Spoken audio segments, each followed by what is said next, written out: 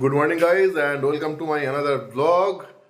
আর এই যে বাইকের চাকা কালকে খুলে রেখেছি, কিন্তু এখনো পর্যন্ত সেই লিক সারাতে যাওয়ার টাইম নেই। এই যে চাকা সেই যেমনভাবে রাখা ছিল সেভাবেই রাখা রয়েছে, আর এই যে খোলা রয়েছে। কিন্তু সমস্যা হচ্ছে, চাকা তো কালকে খুলে ফেলেছি, এখন লিক সারিয়ে আনার পরেই চাকাটা লাগাতে পারবো নাকি আমি একদম কনফিডেন্ট নই। তো এটাই হয়ে গেছে সব থেকে বড় সমস্যা এখন। তবে খুব একটা অসুবিধা হবে বলে মনে হচ্ছে না, লাগিয়ে ফেলবো। আর ব্রেক শুটা এখান থেকে খুলে গেছে, এটা লাগানোটাই হচ্ছে সব থেকে বড় চাপের। এইগুলোই একটু সাবধানে লাগাতে হবে।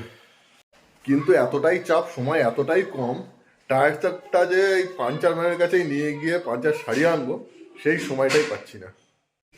থাক আপাতত যে অবস্থায় রয়েছে, তবে আজকে দুপুরের মধ্যে এটাকে ঠিক করে নেবো।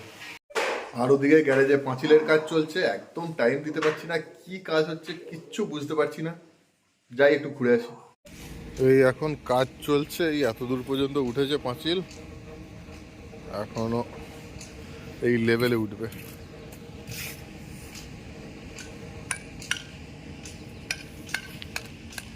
যা সিমেন্ট ছিল তাও প্রায় শেষের দিকে, আর এক বস্তা সিমেন্ট আছে, আর ওদিকে এতগুলো এখনো ইট আছে। আর পাঁচিলটা এতটা তুলবে, আশা করি হয়ে যাবে, এই ইটেই হয়ে যাবে। আর পিছনের যে প্লটটা আছে ওটাই যখন পাঁচিল দেবে, তখন আবার ইট সিমেন্ট সবই আনতে হবে। তো এটার জন্য মনে হচ্ছে এখানেই হয়ে যাবে। আর এই সাইডটায় আসতেও ভয় লাগছে, কালকে এখানে সাপ বেরিয়েছিল। জঙ্গলগুলো পরিষ্কার করাতে হবে। আর পিছনের প্লটটায় তো যা অবস্থা, এইরকম জায়গায় সাপ থাকাটাই স্বাভাবিক। আর পাশে চিড়েকল চলছে, আওয়াজ আসছে, ওই জন্য। জেনারেলি কোথাও ঘুরতে গেলে আমরা টেন্টে থাকি, আর এখানে অবস্থা দেখুন। গাড়িটাকে দেখে মনে হচ্ছে গাড়িটা টেন্টের মধ্যে রয়েছে। এগুলো হচ্ছে সব আমার বাবার কাজ। গাড়িটাকে বেড কভার দিয়ে মুড়ে দিয়েছে, যাতে সিমেন্ট বা কিছু এসে এতে না লাগে। আর সামনে কিছু ইট ছিল, তো যার জন্য গাড়িটা সোজা করেও লাগানো যায় না, একটু ট্যারচা হয়েই রয়েছে। তো ইটগুলো নিয়ে নিয়েছে, তো গাড়িটাকে এবার সোজা করে লাগানো যাবে। যদি এই মুহূর্তে আমার কাছে চাবিটা নেই, চাবিটা আনতে দিয়েছি, তো চাবিটা আনলে গাড়িটাকে আবার সোজা করে লাগিয়ে দেবো। আর আমাকে আজকেই আবার কলকাতা ফিরে যেতে হবে। আর ওদিকে বাইকটা লিক হয়ে পড়ে রয়েছে, বাইকটা সারানোর মিস্ত্রি এখনো পর্যন্ত পাইনি, আসছেও না। চাকা খুলে রেখেছি, আমিও নিয়ে যাওয়ার টাইম পাচ্ছি না, একদম যাতা অবস্থা, যাতা।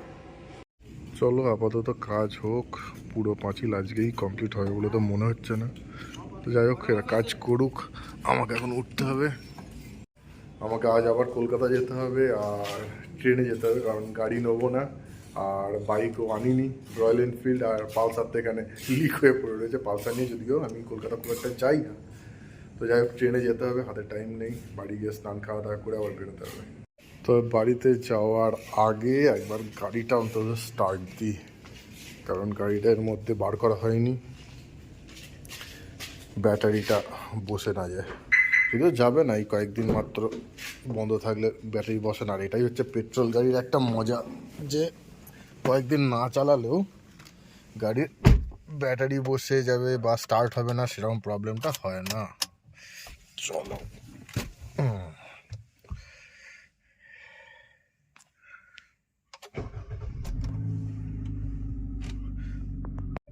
এখন থাক কিছুক্ষণ স্টার্ট দিয়ে। আর এখন সব থেকে বড় ভয়, জাস্ট রাশটা গেছে, গাড়ি বাইক বার করতে ভয় লাগছে।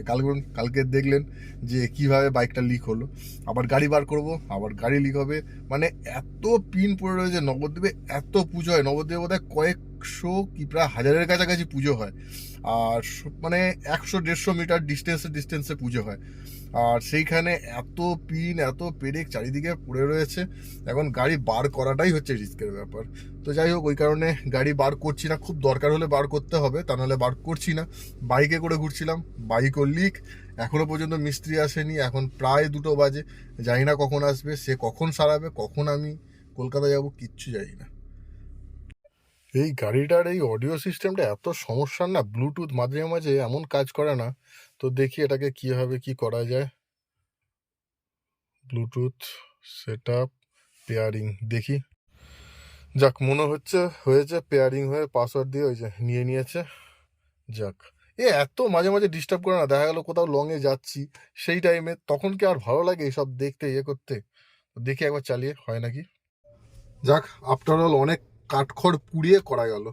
তো মিউজিক সিস্টেমটাকে চেঞ্জ করতে হবে, মানে এত প্রবলেমেটিক হলে খুব সমস্যা। দেখা গেল লংয়ে কোথাও যাচ্ছি, গান শুনতে ইচ্ছে করছে, ব্লুটুথে গান শুনতে ইচ্ছে করছে, সেই টাইমে যদি ডিস্টার্ব করে তখন কি ইচ্ছা করে যে গাড়িটাকে আবার কোথাও দাঁড় করাই, 5-10 মিনিট দাঁড় করিয়ে এটাকে ঠিক করি? একদম ভালো লাগে না তখন। তো যাই হোক, এটার একটা কিছু তো একটা জোগাড় করতে হবে। চলো, মোটামুটি 10-15 মিনিট স্টার্ট দিয়ে রাখলাম, এবার বন্ধ করে দিই। আর দরকার নেই, যথেষ্ট। এবার বাড়ির দিকে যাওয়া যাক, কারণ অনেক দেরি হয়ে যাচ্ছে, আমাকে আবার রেডি হতে হবে। গাড়ি লক করে দিই। আর এই এখনো কাজ চলছে। এই চাবি আমি নিয়ে গেলাম। স্নান ধান খাওয়া দাওয়া করে জামা প্যান্ট পরে রেডি, এবার বেরোতে হবে কলকাতার উদ্দেশ্যে। এইদিকে দেখুন আম বাগান, আর এই মুহূর্তে রয়েছি কত সুন্দর একটা গ্রাম্য পরিবেশে। ডান দিকে কলা বাগান, বাঁ দিকে আম বাগান, মাঝখান দিয়ে রাস্তা। এখান দিয়ে যাওয়ার মজাই আলাদা। এখান থেকে কিছুক্ষণের মধ্যেই ট্রেন ধরবো, ট্রেন ধরে চলে যাব দমদম, আর দমদমে নেমে ওখান থেকে মেট্রো ধরে বাড়ি। কত সুন্দর একটা প্রকৃতির মধ্যে রয়েছি মনে হচ্ছে না? আর কিছুক্ষণের মধ্যেই চলে যাব কলকাতা, একটা ঘিঞ্জি শহর, প্রচুর মানুষ, প্রচুর, মানে একটা প্রকৃতির দুনিয়া থেকে কৃত্রিম দুনিয়ায় পৌঁছে যাব জাস্ট কিছুক্ষণের মধ্যে।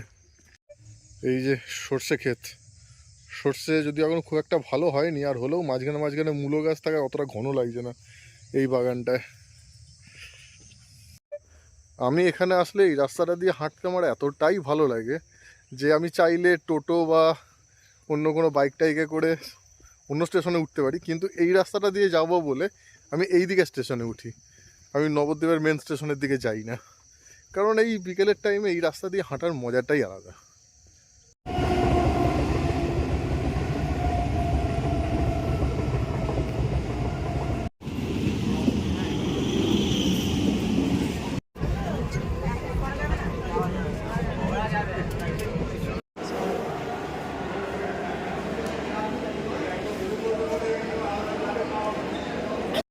এই জাস্ট বাড়ি ঢুকলাম। আজকে ট্রেনে ছিল প্রচণ্ড ভিড়, মেট্রো তো প্রচণ্ড ভিড়, কেন যে আজকে এত ভিড় কে জানে। আর ট্রেনে এতটাই ভিড় ছিল যে কোনো হকার উঠতে পারেনি, আর কোনো হকার উঠতে পারেনি, কিছু খেতেও পারিনি। প্রচণ্ড খিদে পেয়ে গেছে, আগে ভালো করে একটু ফ্রেশ হতে হবে। মুখ চোখ দেখতে পাচ্ছেন কেমন হয়ে গেছে, পুরো যাতা অবস্থা। ভালো করে ফ্রেশ হতে হবে, ফ্রেশ হয়ে খেতে হবে, খেয়ে কিন্তু শুতে পারবো না, প্রচুর কাজ আছে এখন। স্নান ধান করে ফ্রেশ হয়ে ডিনার কমপ্লিট, আর এখন করতে হবে এই যে এডিটিংয়ের কাজ। আর সমস্ত জিনিসপত্র বিছানায় ছড়িয়ে ছিটিয়ে পড়ে রয়েছে। এর মধ্যে রয়েছে গোপ্রো, আর গোপ্রো এর আগের ট্যুরটায় গিয়ে এই যে সামনের ফ্রন্টের কাঁচটা ক্র্যাক হয়েছে।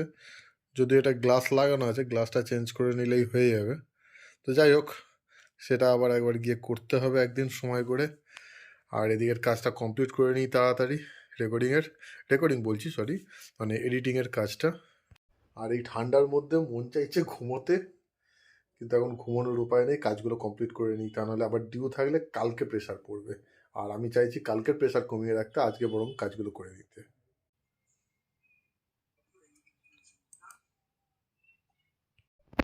অ্যাকচুয়ালি বেশ কিছুক্ষণ কাজ করছি, আর ভালো লাগছে না। ঘরটার অবস্থা দেখুন, পুরো চতুর্দিক আগো ছালো করে রেখে দিয়েছি। একা রয়েছি আর কি হবে, পুরো যাতা অবস্থা হয়ে রয়েছে। ঘরের দিকে আর তাকাবেন না, জাস্ট আমাকে দেখুন।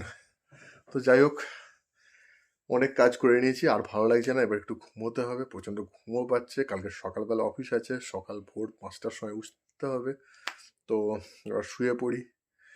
সো আজকের ভিডিও এখানেই শেষ করছি। যদি ভালো লাগে অবশ্যই লাইক করবেন, আর যারা এখনও পর্যন্ত এই চ্যানেল সাবস্ক্রাইব করেনি তারা প্লিজ সাবস্ক্রাইব করে দেবেন, যাতে আমরা সবাই একসঙ্গে যুক্ত থাকতে পারি। আর এতক্ষণ সঙ্গে থাকার জন্য আপনাদের সবাইকে অসংখ্য ধন্যবাদ। Thank you and thank you.